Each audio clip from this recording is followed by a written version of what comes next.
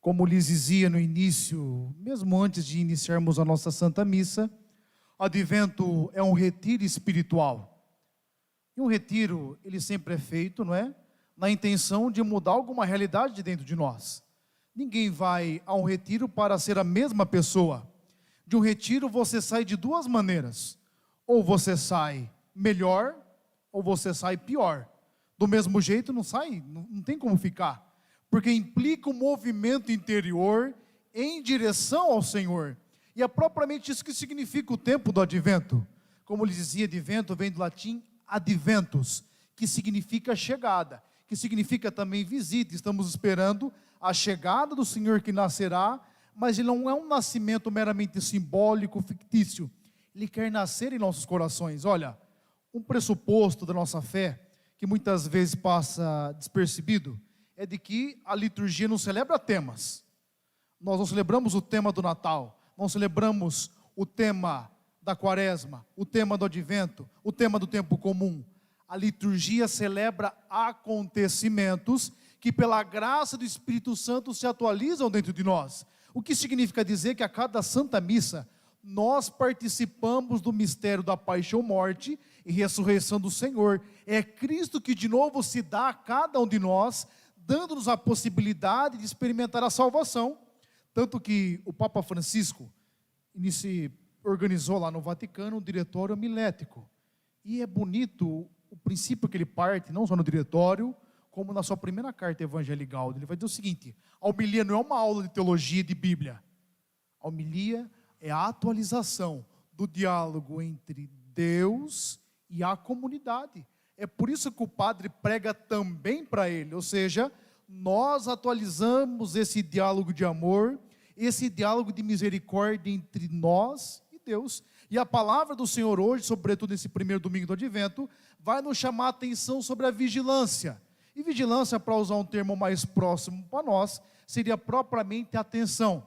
Nós precisamos vigiar sobre as nossas palavras, ações, sobre os nossos pensamentos, a fim de que as nossas atitudes sejam atitudes que correspondam àquilo que Deus espera de nós. E olha, em nenhum momento Deus nos abandona, Deus deixa de se aproximar de nós, somos nós que muitas vezes nos esquecemos dele. E essa experiência de sentir-se abandonado, o povo da primeira leitura também faz. Semana passada nós meditávamos um trecho do profeta Ezequiel. Eu lhes dizia que Ezequiel é um profeta que desenvolve a sua profecia no contexto do exílio da Babilônia, momento no qual o povo sai da terra prometida e é jogado na Babilônia. Lá vive distante dos seus costumes, tradições, distante da sua experiência de fé. Então você imagina, eu lhe dizia que naquela época a expectativa de vida entre 40 e 50 anos, mais forte ainda, viu? Não vivia muito não. Quando chegava nos 30, já nem os dentes tinha direito, é verdade. É quando a gente estudava teologia, o professor explicava isso para a gente. Você está com 30 anos aqui, ó, louva a Deus, viu? Porque naquela época lá já não tinha dente, estava feio o negócio já. Sobretudo o povo mais simples, mais pobre. Então você imagina que teve gente que nasceu no exílio e morreu no exílio, não conheceu a terra prometida. É evidente que sempre tinham aqueles que viviam bastante, 60, 70, sempre tiveram as exceções. Mas o habitual, a expectativa de vida era bem pequena em relação à expectativa de vida que temos hoje. Então, só para entender, o final do livro do profeta Isaías é escrito no pós-exílio. E, portanto, um momento de reconstrução. Imagine que o povo que estava na Babilônia volta a Jerusalém, porque o Reino do Norte já não existe o antigo Israel, porque foi totalmente destruído. Eles voltam a Jerusalém, e o que eles veem quando chegam em Jerusalém? Somente ruína. Imagina, o povo já estava se sentindo desamparado, porque estava no exílio, apesar de ter sido fruto, consequência do pecado do povo. Já estava se sentindo como que sem pastor, tanto que Ezequiel, semana passada, apresentava o Senhor como bom pastor, que apacenta, cuida, que resgata a ovelha. E quando chega em Jerusalém não tem mais nada. Então era um povo já mais empobrecido, já não tinha muitas posses, e olha ao redor, só vê ruína, só vê destruição. E é nesse contexto que vem a profecia do profeta Isaías, mostrando para o povo que o nosso Deus é Pai, mas o povo não consegue perceber a paternidade. Isaías fala que Deus é misericórdia, mas o povo não consegue perceber a misericórdia. Então Isaías chama a atenção para o povo voltar aos caminhos de outrora, que nada mais é do que voltar a um caminho de fidelidade, aliança, de fidelidade a Deus, porque é propriamente aí que o povo começará a reestruturar-se interiormente. É por isso que a primeira realidade que nós temos que fazer nesse tempo do advento é voltar às boas obras. É voltar aos princípios que muitas vezes nós esquecemos, que muitas vezes nós desanimamos, porque o Senhor espera que nós sejamos um povo que lhe seja solícito. Então imagine que o ideal do povo nesse momento é de reconstrução. Só que o povo, como lhes dizia há pouco, está muito desanimado. Então Isaías levanta o ânimo desse povo, e é bonita a expressão que Isaías utiliza. Ele diz o seguinte: olha, Senhor, o Senhor é o oleiro, e nós somos barro. Significa dizer o seguinte: Senhor, como oleiro, molda-nos como barro, faz de nós o vaso que o Senhor deseja. É como se dissesse: faz de mim aquilo que o Senhor deseja, a sua vontade, aquilo que muitas vezes eu não tenho concebido. No entanto, para ser um barro adequado nas mãos do oleiro, que é o Senhor, é preciso nós nos libertarmos de toda a rigidez que habita nosso coração. Olha, quanto mais nós vamos respondendo aos sofrimentos e realidades da vida, a gente vai ficando com o coração mais enrijecido, não é assim? A gente tem dificuldade de confiar. Quantas pessoas já não confiam mais por experiências em relacionamentos, por decepções com pessoas, com amigos, com familiares, e nós vamos ficando enrijecidos. Sabe qual que é a grande questão? Às vezes nós não ficamos não somente enrijecidos em relação ao próximo, mas também em relação a Deus. Temos dificuldade de dar passos concretos, e nós só conseguimos mudar essa realidade quando conseguimos perceber qual é a nossa rigidez, o que tem nos impossibilitado de ser barro na mão do Senhor, e portanto precisamos ter a humildade de perceber em que momento da vida nós estamos vivendo. E olha, outra rigidez, dentre tantas possíveis que nós precisamos libertar, é a da tristeza. Talvez você fale: mas padre, como que eu vou me livrar da tristeza? Ninguém pode olhar para si e falar: não vou ficar mais triste. Tem vezes quando o povo vê a gente e fala: não fica triste não. Não tem como você ficar. Você fala: nossa, agora eu vou ficar bom que você falou. Beleza, obrigado. Tem como. No entanto, nós não podemos fazer da tristeza a postura de vida nossa. Porque percebe que a tristeza é um sentimento que paralisa, não é assim? Quando você está triste, você não quer sair de casa, você não quer fazer nada, você não tem ânimo para assumir as diversas atividades. Mas a tristeza não é um sentimento que tem que condicionar as nossas ações. O que tem que condicionar nossas ações é o nosso princípio de fé.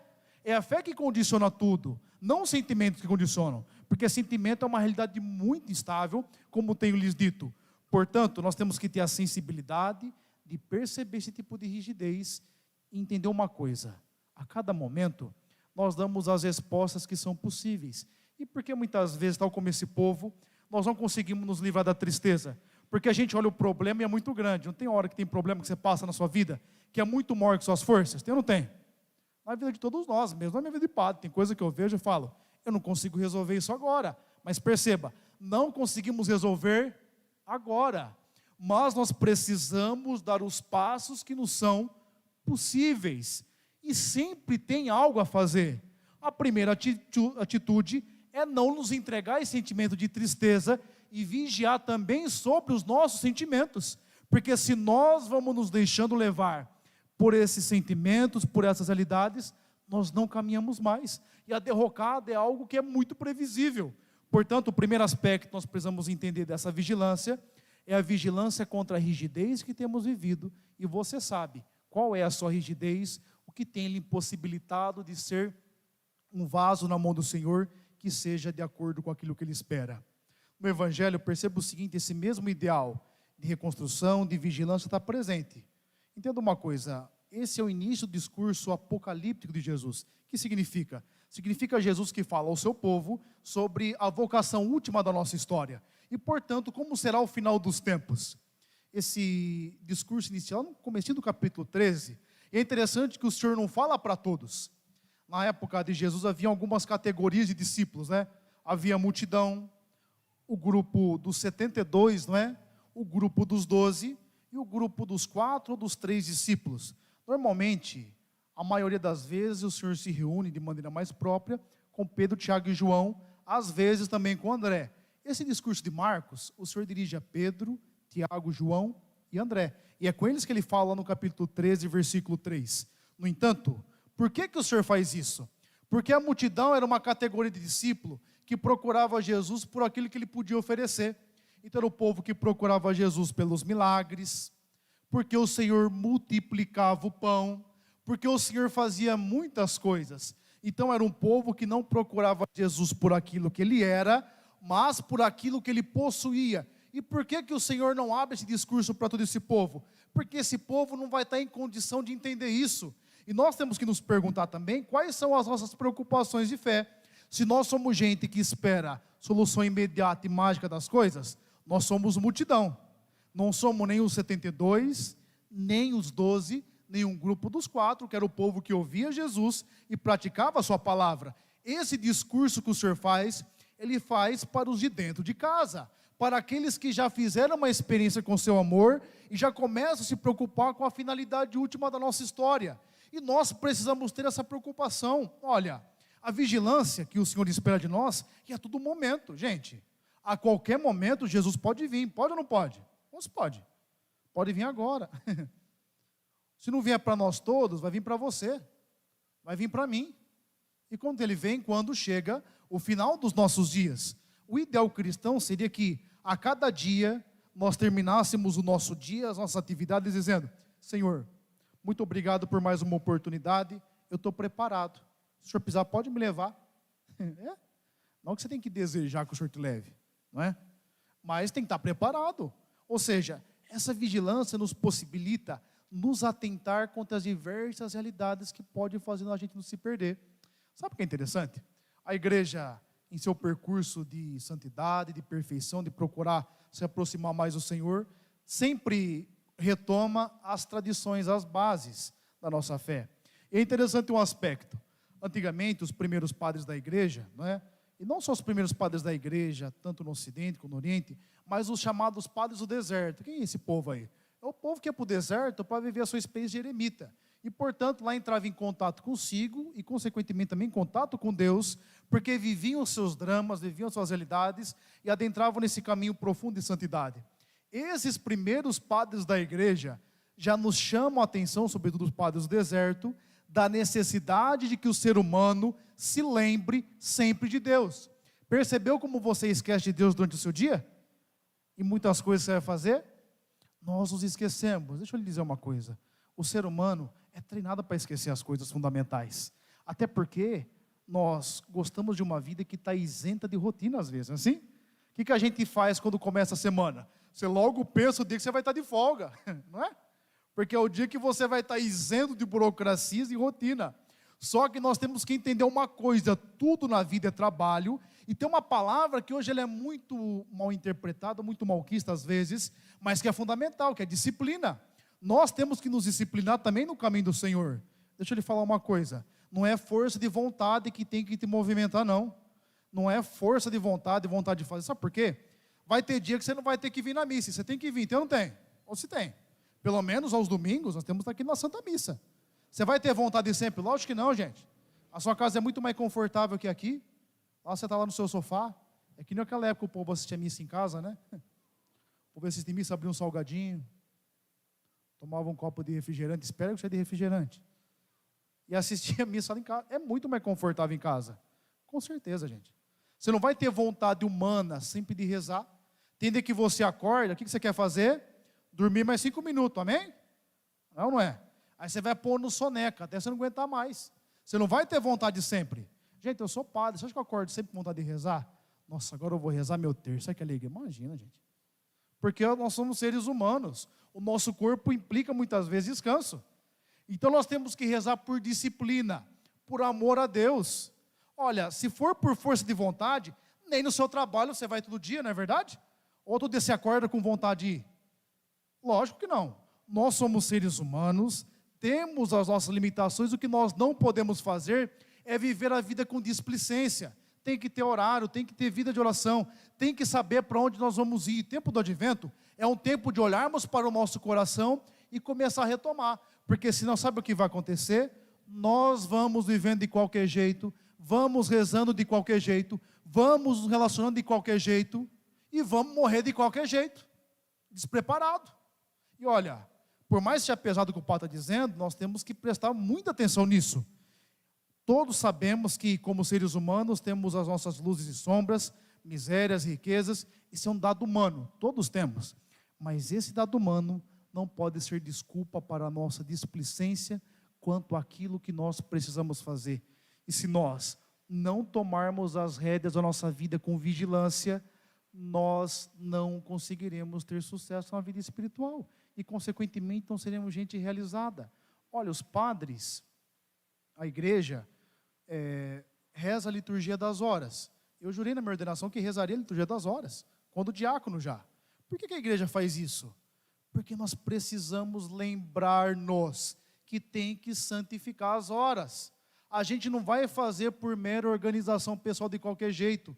Tem que ter horário de oração na sua casa. Tem que ter um momento que você para rezar. Ah, padre, não tem tempo. Tem sim. Ninguém, não é possível que você tenha 5 minutos, 10, 15, para se colocar dentro do seu Deus, ler a palavra e fazer uma prece, uma oração. É a realidade mais importante da nossa vida. Se nós não nos voltarmos a esse fundamento, todo o resto vai ser desnecessário. E nós temos que entender alguma coisa, tal como a comunidade de Corinto, não nos falta dom algum. Talvez você fale, mas eu queria ter esse dom, eu queria ter essa graça. Ah, padre, eu não rezo porque eu não nasci que nem fulano, que nem cicrano. Quando eu vim aqui na igreja, eu vejo um povo que reza com fervor. Eu não sou como esse povo. Repito, como o São Paulo disse, não vos falta dom algum. Cristo já nos enriqueceu com todas as graças. Talvez você fale, não, padre, mas o povo de São Paulo era um povo diferente. Era um povo de muito mais oração. Era nada, gente. A comunidade de Corinto era uma comunidade muito difícil. Era uma realidade portuária, tinha 2 portos. Imagina esse povo que fica meses, dias e dias no mar. Quando eles chegam, e a gente que não tem convicção cristã, na grande maioria da época, o povo procurava todos os tipos de prazeres, lícitos e ilícitos. Gente, por mais perversidade que havia naquela época, eles não têm 1% das condições e possibilidades que nós temos hoje. E você sabe disso. É por isso que São Paulo, quando fala que nós somos enriquecidos com todos os dons e graças, reza para que tenhamos perseverança. E perseverar está intimamente relacionado com constância. Nós precisamos organizar a nossa vida espiritual. E esse retiro que é o advento quer nos lembrar disso. Nós precisamos ter momentos com o Senhor, gente. Olha, domingo é importantíssimo estarmos na Santa Missa, mas você percebeu? Eu tenho até falado um pouco mais, porque é a única oportunidade que eu falo com algum de vocês. Porque talvez é a única possibilidade que você consegue vir também, dada a sua correria de vida. Mas por mais que você não consiga ter uma frequência maior, por causa da sua agenda, dos seus afazeres, há de se ter uma constância de oração cotidiana. E por mais que você não vai ter grandes jornadas, não é isso que o Senhor pede de todos nós. É preciso que tenhamos momentos de oração intensos e que façamos da nossa vida a oração. O que é fazer da vida a oração? É viver aquele princípio que eu sempre repito com vocês, de Santo Inácio de Loyola. Fazer tudo como se dependesse de você, sabendo que na verdade tudo depende de Deus. É colocar amor, fé em cada atividade que nós iremos fazer, desde acordar, a maneira como nos relacionamos, a maneira como trabalhamos, porque nós vamos trazendo Deus ao nosso cotidiano, e Ele vai tomando corpo em todos os momentos e realidades que nós temos vivenciado. Feche os seus olhos, abaixe a sua cabeça. Neste instante de silêncio, apresenta ao Senhor seu coração. Peça-lhe a graça de respondendo ao seu chamado, respondendo ao seu mistério de amor, fazer uma profunda experiência com sua misericórdia, com a sua graça, e adentrar nesse caminho de encontro com Ele, esse caminho de santidade, de busca de uma maior intimidade para com Deus.